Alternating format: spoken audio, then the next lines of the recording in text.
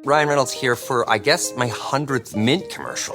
No, don't. No. I mean, honestly, when I started this, I thought I only have to do like 4 of these. I mean, it's unlimited premium wireless for $15 a month. How are there still people paying 2 or 3 times that much? I'm sorry, I shouldn't be victim blaming here. Give it a try at mintmobile.com/save. Whenever you're ready. $45 upfront payment equivalent to $15 per month. New customers on first 3-month plan only. Taxes and fees extra. Speed slower above 40 gigabytes. See details. This episode is brought to you by Experian. Are you paying for subscriptions you don't use, but can't find the time or energy to cancel them? Experian could cancel unwanted subscriptions for you, saving you an average of $270 per year. And plenty of time. Download the Experian app. Results will vary. Not all subscriptions are eligible. Savings are not guaranteed. Paid membership with connected payment account required.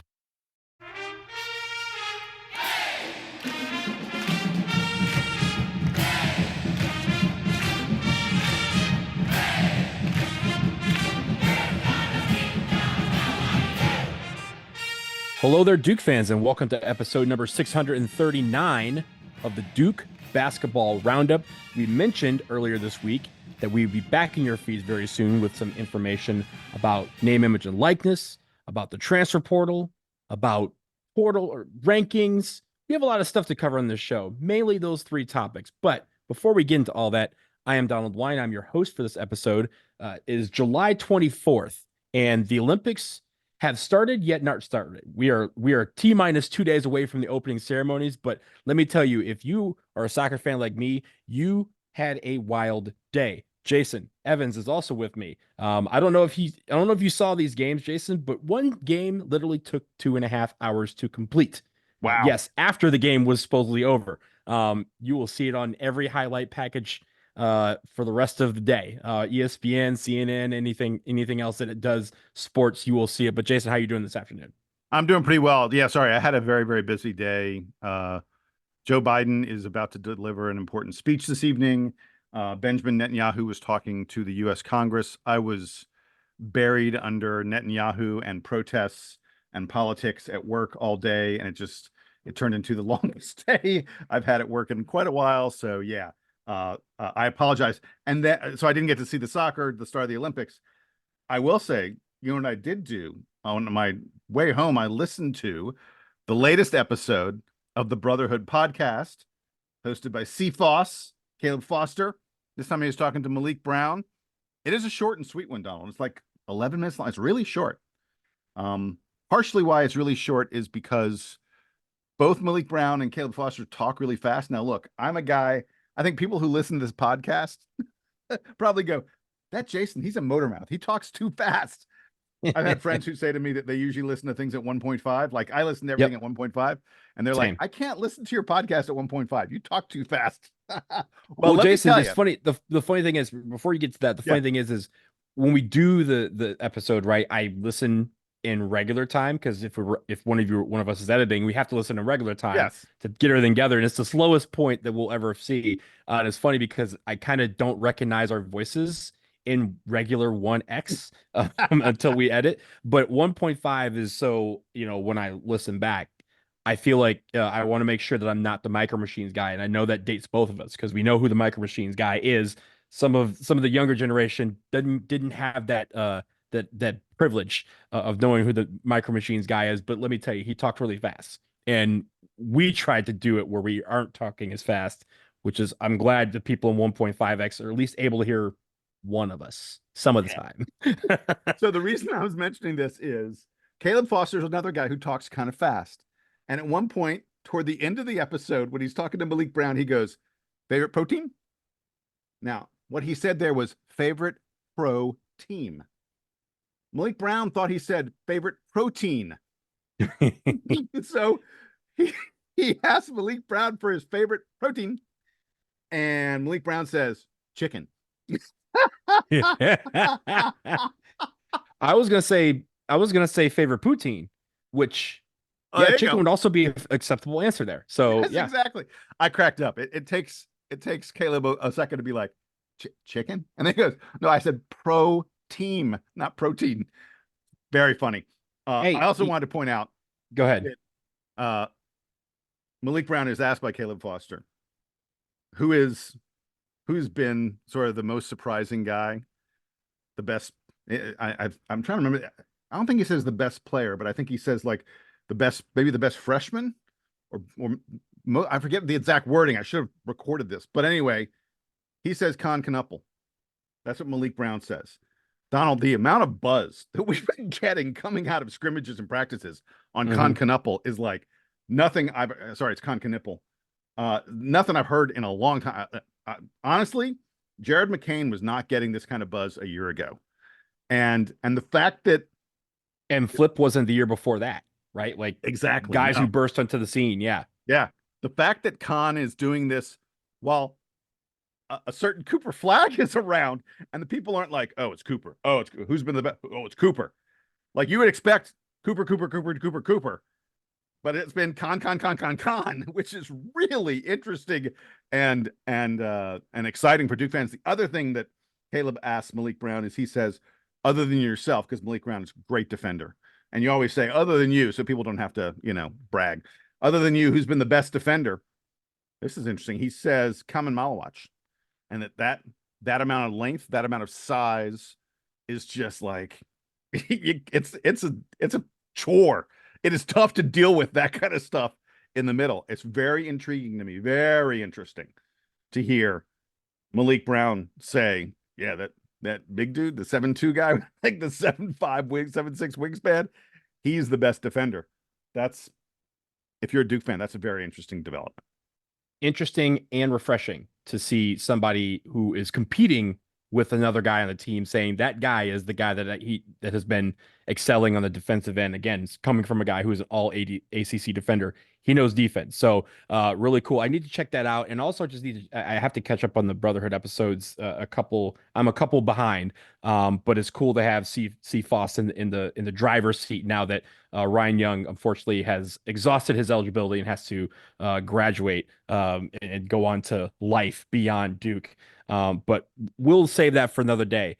What we're here to talk about is actually a 2-article series that has been written by our friend Brendan Marks alongside CJ Moore and Kyle Tucker at The Athletic. It's about name, image, and likeness. It's about the portal and just about how wild the entire operation is that we call college basketball. Take the time, first of all, after you listen to this, to read both articles. It's fascinating stuff. It goes beyond even some of the stuff that Brendan Marks discussed when he was on this show a few weeks back. It discusses players being shot with or without the agent or even the player's knowledge, tampering with guys in the portal, how coaches have to kind of manage salaries and demands.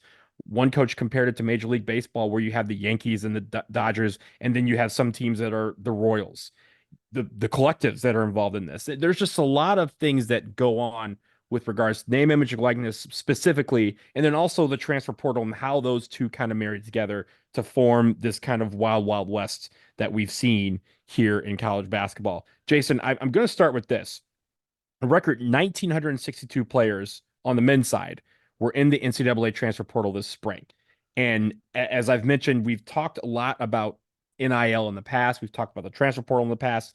But this article kind of really puts into perspective what everyone has to navigate from a player who has come to college to all of a sudden they decide we want to go somewhere else to all of a sudden ending up at a different school. Talk about the first of all, you can take it any direction you want to go.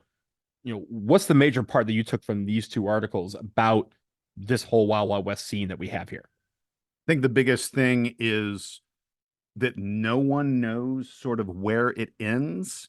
There's no opacity. There's no sort of openness of understanding sort of where it is right now, and there's no knowledge of where it is going. The only thing folks can tell you is NIL budgets, I don't know, have tripled for the most part. That's my impression. Tripled, maybe quadrupled over the course of the past couple years. In fact, Donald, you will relate to this. They talk about Nigel Pack and Miami. Like that's the opening line. This is the very first line of like the first article. Yeah. There was this uproar, a shot fired, so to speak, across the scope of college basketball when Nigel Pack signed a 2-year, $800,000, $400,000 a year deal with Miami a couple of years ago.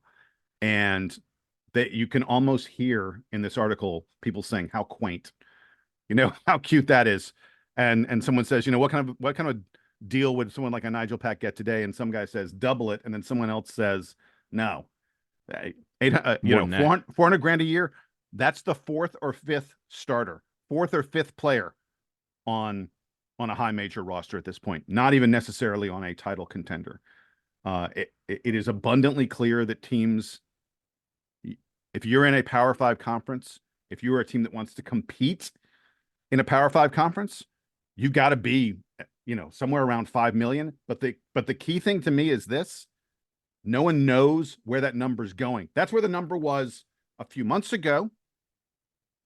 That's not what the number is next year.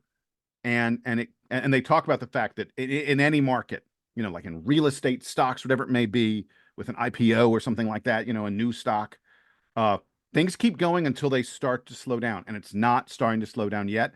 I don't know where the final number is. My bet is it's somewhere in the 20, 30 million kind of range. It's certainly going to be more north of 20 million, because that's what the Power 5 conferences are planning to pay players based on NCAA, new NCAA rules that they're putting in place. These numbers are just going to be stratospheric, and we're going to reach the point. I'll let you get in a second. We're going to reach the point very quickly where, honestly, like a late first round NBA draft pick could probably earn more money in college than he can by going to the NBA. It's not even just the opacity of where the number ends, right? There's also no, according to this, there's no indication that the principal's coming outside to ring the bell and tell you the recess is over, right? Like, there's nothing that says the NCAA is willing to walk out and be like, this has gone too far. Everybody get back in the classroom. We got work to do. We got to fix this thing. And let me, expand on something that you just mentioned. You mentioned just how high this number is going. We've talked about some of the schools that have kind of signed, not necessarily deals, but have agreements with different companies and things like that, where they said, I think Memphis had one. Memphis has a deal with FedEx. Yes. That's FedEx was like $25 million over 5 years. And we're thinking $5 million a year is a lot of money. $5 million a year may not get you 2 athletes on one team at this point right now. That's how quickly that it has changed from a month ago. Dig this. Phil Knight. Everyone knows Phil Knight, head of Nike, founder of Nike, Oregon alum. He told Oregon 3 weeks ago that they have unlimited access to NIL money from him in an effort to get the players they need to bring them a title in football. Unlimited NIL funds. That means that if they want to get whoever they want, money will not be a price, at least for the football team. And I know that kind of trickles down to, the collectives can focus on basketball and other sports. But if he says, whatever you need to make football a powerhouse, get them in the playoff and win a national championship, go do it. That is a huge boost to some of these teams. And he might be the first person to give a blank check to a school. He won't be the last. And I think right now, in this article, they said that, $20 million that we were talking about with the lawsuits and stuff and the settlement that was coming out of that, and that how each school was going to have a little access to a pool where they got about $20 to $25 million a year. We opined back then, again, a month ago, that wasn't going to be enough in a couple years. That is not going to be enough in a couple of weeks. That's how fast this is moving. And I think that's the problem here. It's not, right, when I say it's a problem, I mean, it's a problem for the NCAA, which we have said all along. The NCAA has no real, they have no skin in the game, and they have no urgency to come in and say, oh, we should fix this. We should settle down and kind of come up with something that makes sense for everybody. Because right now we're getting to a point where it feels like the mid majors and the low majors are getting priced out of their own game. Oh, no question about it. Yeah. And very soon, and by soon, I mean in probably the next couple of months, it feels like some of the high majors, those Power 4 schools, are going to be priced out of their own game. Not all of them, but you'll have some of them, like the Texases and the Ohio States and the Michigans. They're going to be fine. But when it comes to schools like Northwestern, Wake Forest, they're going to have to come up with a lot more money very, very quickly to even compete in this game. Because if it does come down to NIL, there is going to be the haves and the have-nots, and we've already kind of started with that race. And then you throw in again the companies like, like Nike, who says, "Hey, Oregon, take this blank check, do what you need to do." What's to stop Duke from going after Apple, right? And calling up Tim Cook and say, "Tim Cook, cut us a check that says, insert random dollar sign here because we need it to get these guys." And then there's also just who's on first, the collectives, the coaches, the just back and forth of how it, the coaches aren't supposed to talk about it, but they kind of have to because they have to run the program. They don't know all the numbers, but they kind of have to because, again, it's their program and institutional control is a thing still in the NCAA. There's a lot to unpack with this article or these series of articles, but one thing is for sure, this arm race started a long time ago, and you don't want to be the team on Sunday where everybody's running a race on Monday. Yeah, I mean, it may sound like we're being critical of all this. I don't know that we're necessarily being critical of the fact that players are being paid. In fact, I not would, at all. Yeah, I would openly say for years, for decades, they have been undercompensated in the most gross, ridiculous fashion possible. And so now we're getting to reality. Now we're getting to the point where the players are starting to make a little bit of what they actually deserve. And there are, clearly alumni and other folks out there who are like, okay, it cost me $1 million. It cost me and my friends $4, $5, $10 million to make our team into a top 10 team. That's worth it to me because the pleasure that I derive as a fan. So that's clearly what those players are potentially worth. I'll tell you, one of the things that struck me about this article was the questions. And by the way, questions, not answers, because no one has the answers. But the questions about how you even form your collective, how you make your NIL program work, because they interviewed one guy who was like a high major assistant or high major coach who said they really prefer to keep it small. They don't want to crowdsource it. They don't want let's go out and get every alumni to give us $100 each. They want just a few very, very wealthy donors involved in the plan. And another guy said, no, we need to do it by having, a whole ton of different people involved. Of course, they said the problem with that it's like running a political campaign in a way, right? You have some exactly. guys who are like, you get the super PACs who are just like, we're going to talk to 3 or 4 people. And then you got the grassroots donors who are like, $5 helps, right? And the other people come, every $5 helps, get this guy, whatever, right? Like those are the sort of things that they have to balance. Right. But the hysterical part was that, and they pointed these out as real world examples. Some guy gives you $100 for your NIL program and then wants to be like, by the way, I need to talk to the coach about who's starting and who's playing. Like he feels a sense of ownership now, justifiably feels some sense of ownership, but like your coach can't be taking calls from 500 different donors who each gave $50. And then they also pointed out the problem of, some rich guy says, hey, I know the team is playing at 7:00 today, but my daughter's got a birthday party at noon. I need the team to come by. I gave $1 million. I need the team to come by and hang out at the birthday party. Well, we're supposed to have practice at noon. Guess what? Practice getting rescheduled. Because for $1 million, you're going to that birthday party. And then 2 other things I just want to mention really quick. They talked about schools making promises to players without having the money. And that sometimes schools like, just get them here and we'll figure it out.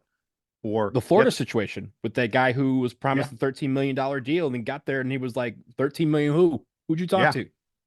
And that is a real thing. And there are apparently multiple schools out there that sort of like, we'll figure it out later. And if they don't figure it out, oh, well, the player, what's the player going to do? Sue us?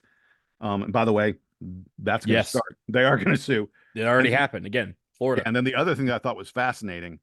I mean, we all talk about, these donors who give $1 million and they expect the team to be a contender. Well, like, look at the Big 12. The Big 12, by the way, is one of the conferences spending maybe the conference alongside the SEC spending the most on NIL. Someone got to be last. There's some team in the Big 12 this year where they had donors giving them $3, $4, $5 million or something like that. And they're going to finish 12th, 13th, 14th in that conference. How do you go back to those folks? Some guy wrote you a check for $750,000. It was supposed to be a star point guard. And that point guard turned out to be just okay. And your team wasn't that good. Go back to him next year and say, hey, we got another guy we want to pay us $1 million from now. At a certain point, though, that guy's going to be like, I gave you $1 million. We didn't win half of our conference games. I'm not giving you any more money for that. And then the system starts to really get crazy and fall apart. It's just bonkers. It's the pluck for your buck kind of theory, right? Like in all of this, right? The guy who gives $1 million and wants you to come by the birthday party, the guy that gives you 750,000, and then is like, yo, what's up with this dude? He's not cutting the mustard, get rid of him. Yeah. You have those sort of things. But also, Jason, a couple other things I wanted to point out. There is first of all, a lot of people are understanding what soccer has to go through because you have the agents who are going around and saying, yeah, I can get you this guy. Give him $2 million. I can get you this guy. And the player has no knowledge of it. The player is like, I don't know this guy from Adam, right? I don't know him at all. The fact that he's using my name and they're like, yo, just give a little finder's fee to Frankie over here. I can get you this guy for $2 million. They give the $2 million, and all of a sudden, players like, who's Frankie? And I don't know who Frankie is. So you have that sort of thing going on. Then you have the agents who are actually representing the player getting calls from coaches like, yo, why are you shopping your boy around? And agent's like, I'm not doing that. Like, I don't know who you're talking to. Like, this guy Frankie over here. I don't know Frankie either, right? So there's that sort of thing. Also, Jason, dig this. The number, like we're talking about the number going up.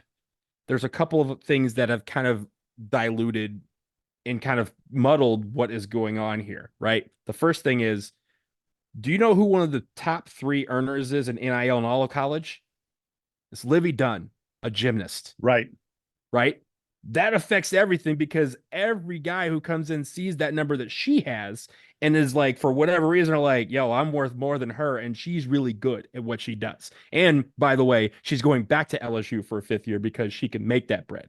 So, well, although it's worth noting, there's a difference in, and we need to be real clear about this. There's a difference in like social media NIL, endorsement NIL, and pay for play NIL. Libby Dunn's not making pay for play NIL. I'm glad you mentioned that. I'm glad you mentioned that because that is exactly what I was leading to, right? Because there's the idea of dollars in hand versus dollars they can earn, right? There's the guys who are getting the guaranteed $2 million NIL package, of which nobody knows where this package is coming from. And they even point out some of them don't even know if it's real, right? It's just like, yo, I heard Jason's making $1 million on his podcast, Steve. What's up? And you're like, yo, I heard Donald's making 2 million. Like, I should be getting 2 million. We're doing this together. But you don't hear it from the guy. You don't hear it directly from the source. So you just hear this thing that's made up, and again, social media plays into that. And then all of a sudden you were like, oh, this kid is worth $2 million. We don't know that because I don't know anyone who's offering him $2 million.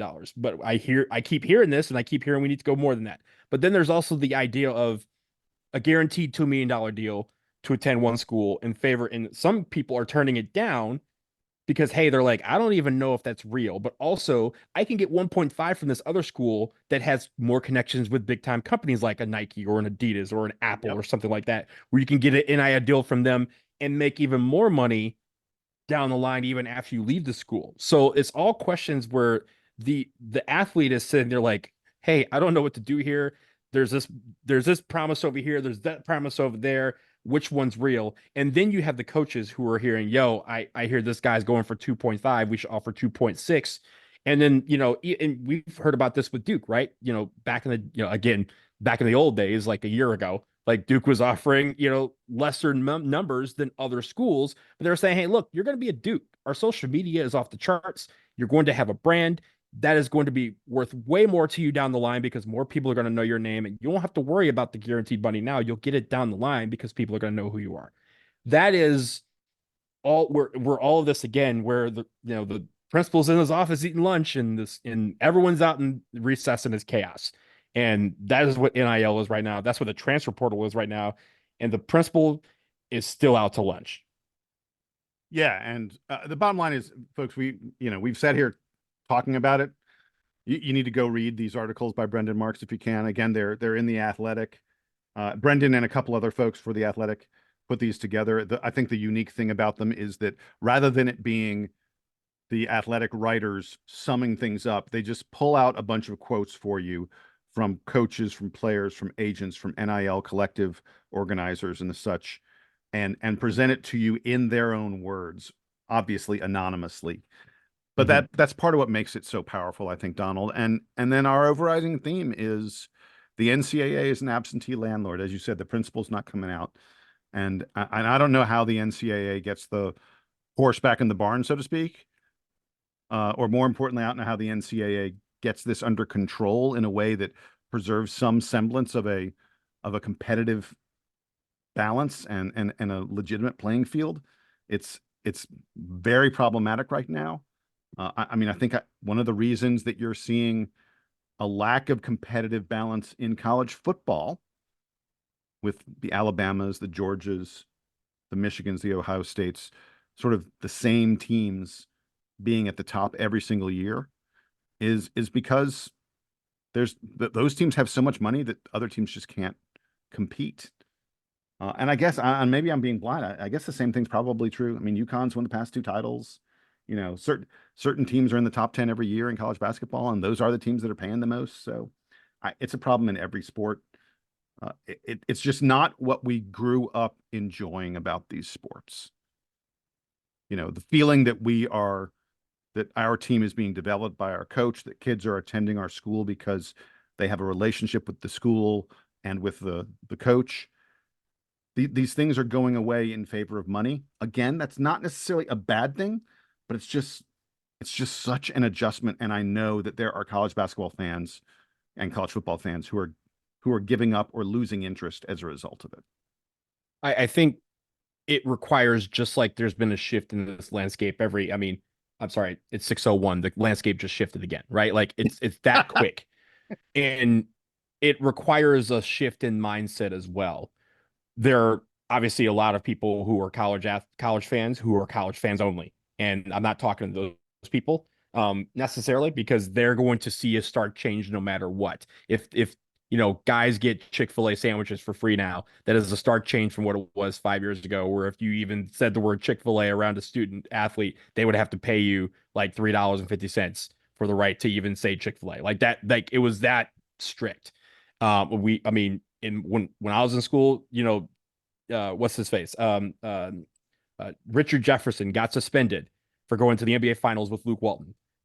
Yeah. Luke Walton's dad, who happened to be the late great Bill Walton, right, gave him tickets. And just like anybody else, right, if Jason, you're like, hey, my son's buddy's coming with me to the game, I'm going to give him 2 tickets. Because Richard Jefferson played basketball, it became a 6-game suspension for him right after they were in the national title game against Duke. Like, those are stupid things, right? But now we're at the other end of this, where you have to navigate your mindset.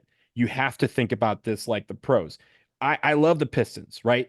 Everyone who comes, there's very few guys that play for the Pistons where I'm like, yo, this guy is not fighting every single day for that jersey, for the fans, and it's appreciating living here and all that stuff. But at the end of the day, after a couple years, some of these guys leave because of money or because of trades or what have you. And we're almost at a point now where we're going to be like, Cooper Flagg signed with Duke for $3.5 million a year, like that sort of thing. Like, or he's committed to Duke and they're going to list the number just like we do in every pro sport.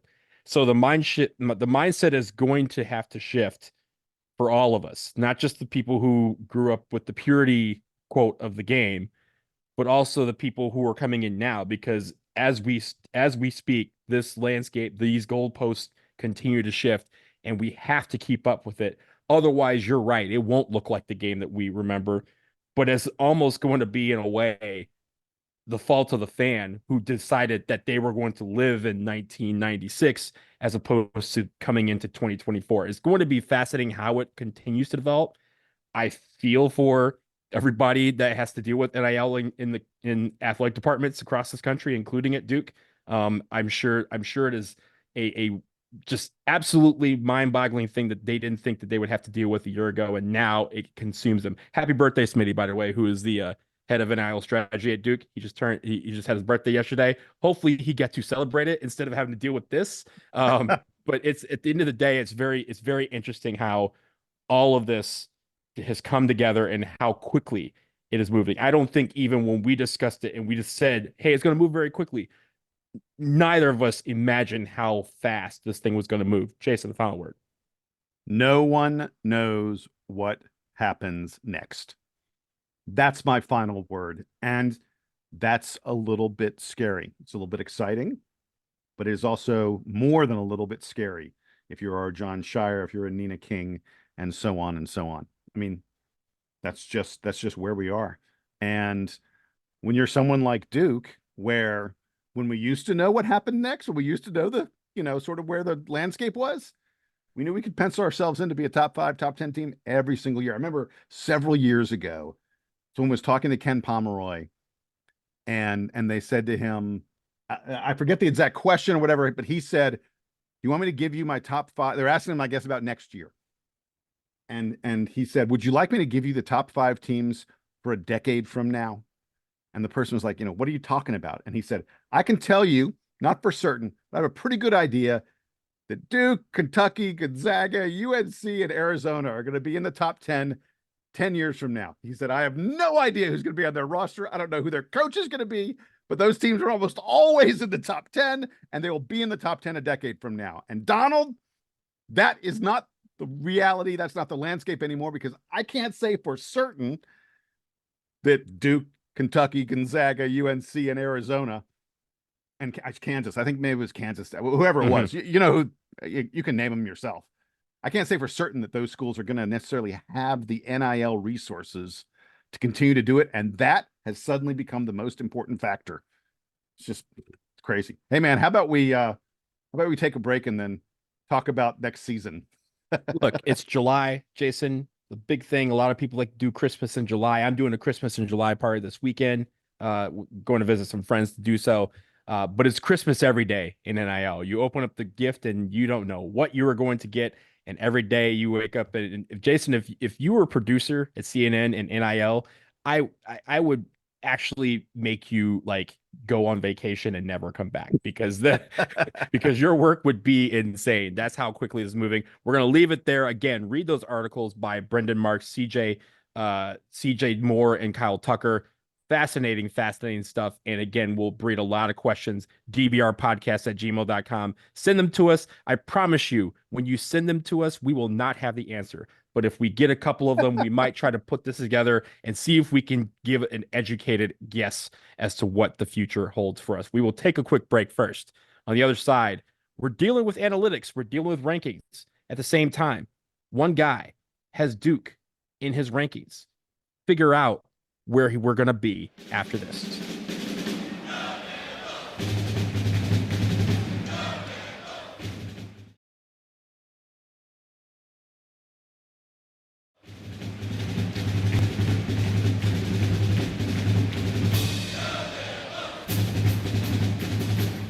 We are back, and we are going to discuss some analytics, of course, on this show. We love analytics. Jason is the guru of analytics. I like to focus on the eye test, but I appreciate it. I've grown my appreciation for analytics over the years, especially, with Ken Pom, Bart Torvik, and several others. And Bart Torvik, as I mentioned, Bart Torvik has his preseason rankings out.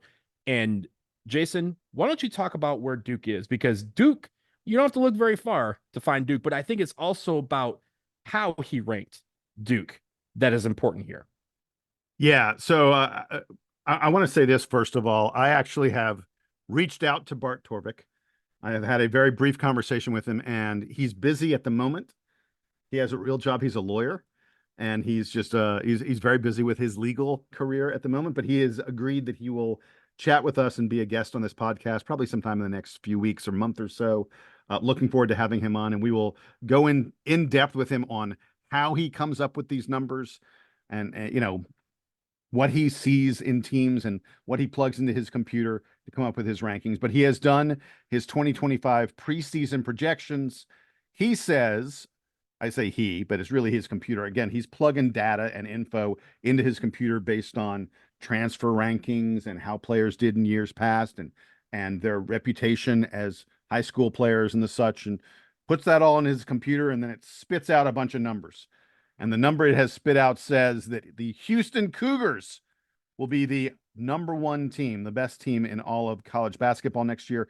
Houston, by the way, returns like 77% of its playing time from last year. They lose a really, really good player, but they're bringing back almost everything else. And so he says Houston will be the #1 team.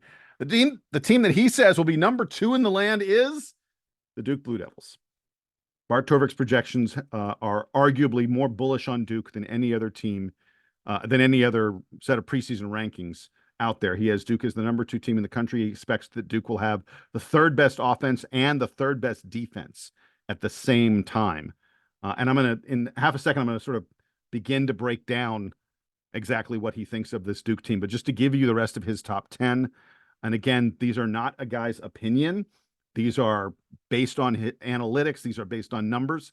Granted, the numbers are based on his opinions, but at least it's somewhat more mechanical than opinionated. It's algorithmic. Algorithmic. That's the thank you. There's the word I was looking for. I appreciate it, sir. Again, he has Houston number 1, Duke number 2. Iowa State comes in as his number 3 team. Kansas is number 4. Big 12 representing 3 of the 4 teams in the top 10 from the in the top 4 from the Big 12. Tennessee, he says, will be the best team in the SEC, number 5. North Carolina, the UNC Tar Heels, are his number 6 team. Auburn, Alabama, Gonzaga, and Arizona round out the top 10. Donald, I wanted to very quickly, before I let you jump in, I wanted to mention the entire ACC because I think it is very interesting. Again, Duke is his number 2 team and the best team in the ACC. UNC number 6 and second best in the ACC. And then he has the rest of the ACC going like this. Miami, third best ACC team, number 27. Wake Forest, number 32, is number 4 in the ACC. I'm a little surprised at that. He's a good bit higher on Wake than I think most other people are. He's got Clemson 5th, Pittsburgh 6th. I like that, by the way. We've talked a lot on here, Donald. I think Pitt has a pretty good team coming back. And Bart Torvik thinks they're number 6. Then NC State, Louisville, who is sort of the mystery team. You know, every single guy in last year's roster left, and they brought in a completely new roster, and people are very high on Louisville. He thinks that Louisville is just outside the top 60.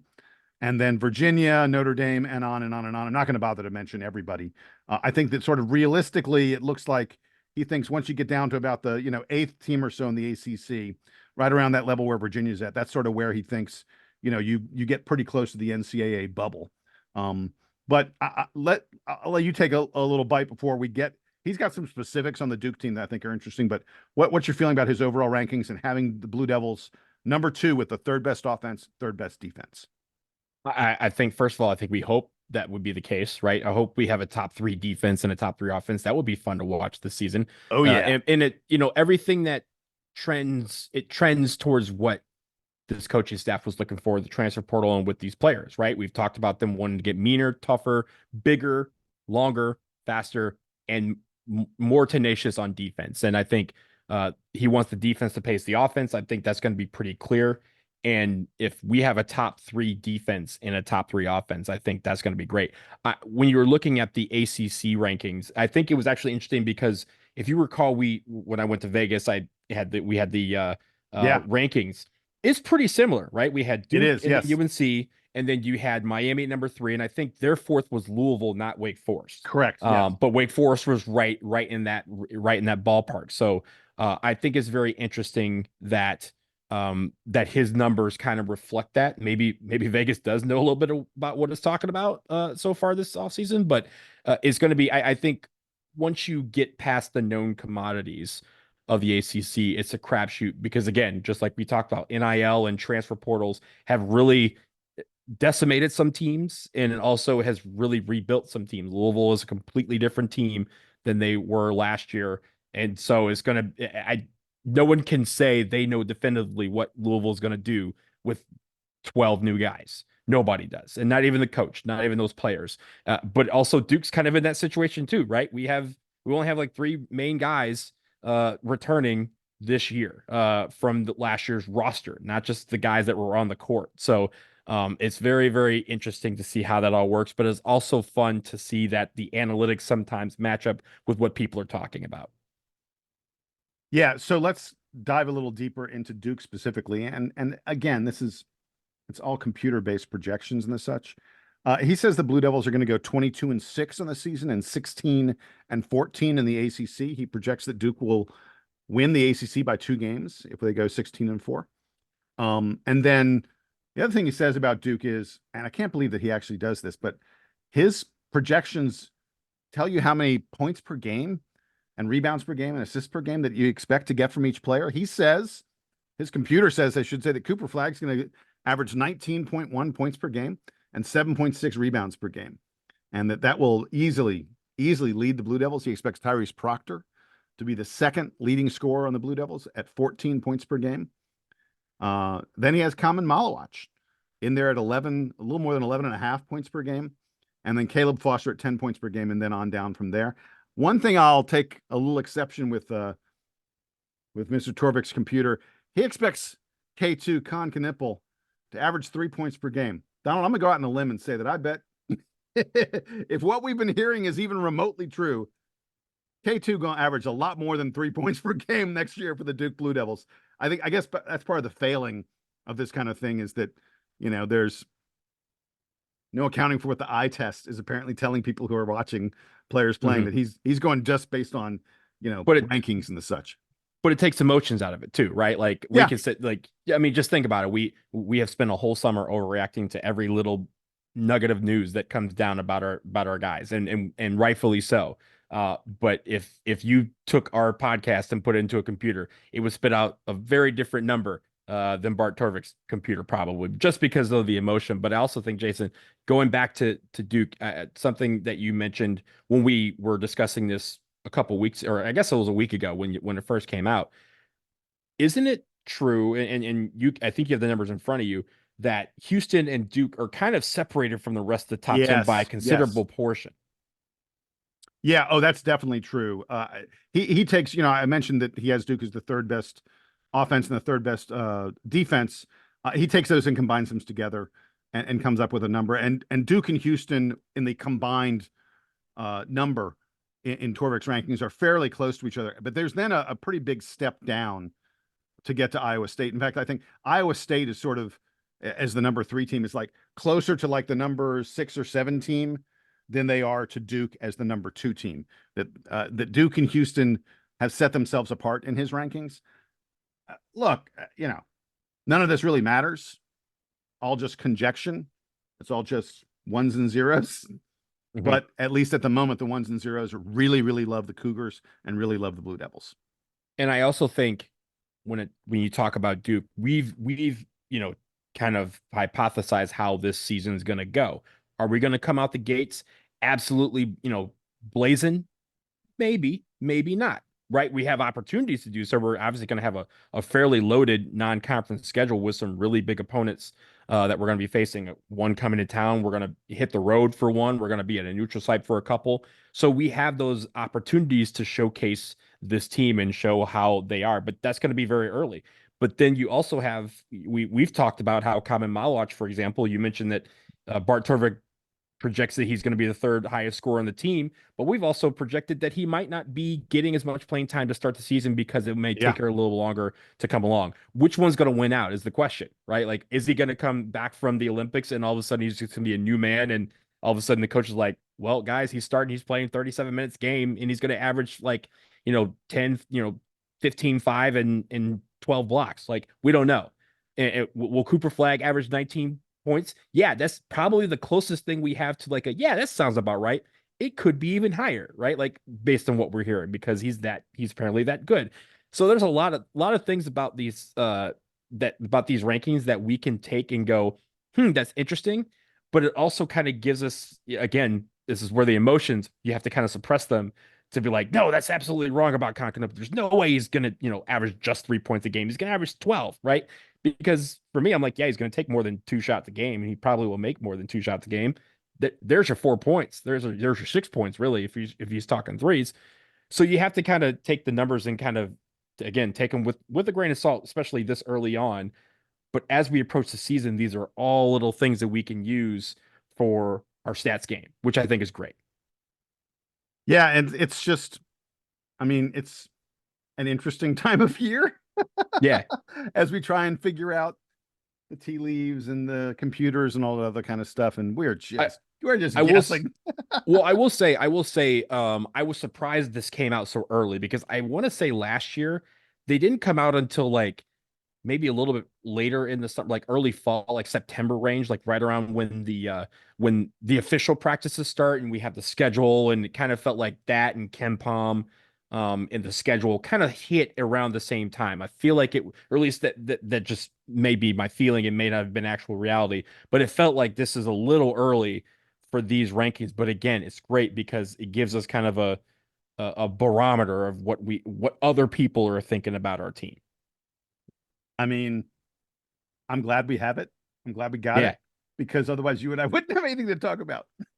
We just spent 30 minutes on NIL. We could spend another 20 minutes on that. But no, I think it's great. And hopefully we can get Bart Torvik on this show very, very soon. I know Jason's working on it. Maybe when I'm an attorney too. It's not that busy, Bart. So email us, dbrpodcast@gmail.com. If you have questions for us, dbrpodcast@gmail.com. Hit us up with them. Because again, as we get into August, we are almost at August somehow. We're getting very, very close to the start of football season. Today, as we record, was media day for the ACC for football. I don't think we got any nuggets really out of there that we could bring onto this show. But if we hear about something in the next couple of days, we'll bring them to you. But for now, that will conclude this episode of the Duke Basketball Roundup. Jason Evans, thank you as always. Hopefully you get enough oxygen to get you through the rest of the week at work and through the Olympics. The Olympics are on. That's going to be the real fun for all of us. The basketball is starting up very, very soon in that regard. But again, email us, dbrpodcast@gmail.com. Get your questions in. Hopefully we can grab enough that we can answer on a future episode. And if more news comes down the line, we'll be here to react to it. But until then, for Jason Evans, I am Donald Wine. This has been, once again, the DBR Podcast. And now it is time for the Duke Band to play us out and take us home.